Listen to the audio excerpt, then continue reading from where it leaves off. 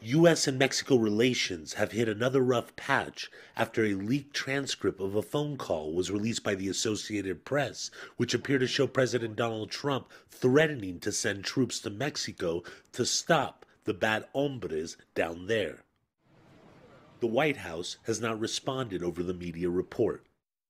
The Mexican government published a letter on Twitter calling the allegations false. The phone call was supposed to heal wounds after a series of public spats between President Trump and Mexican President Enrique Pena Nieto over Trump's executive order to build a wall along the border and his plan to renegotiate the North American Free Trade Agreement. On Wednesday, the Mexican president announced the beginning of 90 days of consultations with Mexico's business community in order to clarify the country's position on NAFTA ahead of key talks in May.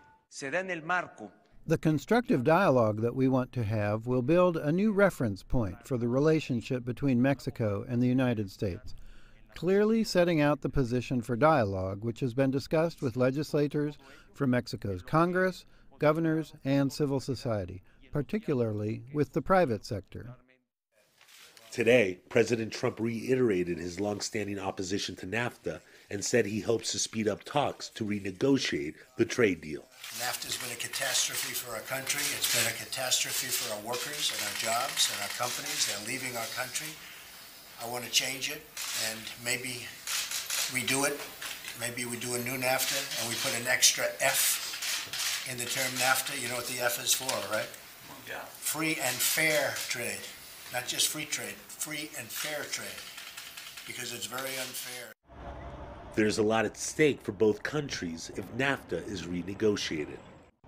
Nearly $1.4 billion of trade passes between the two countries every day. More than 80% of Mexican exports go to the U.S., its biggest trading partner.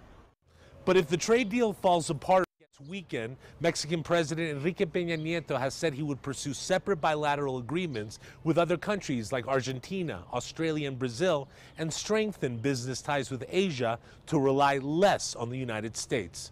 Markovits, CGTN, Mexico City.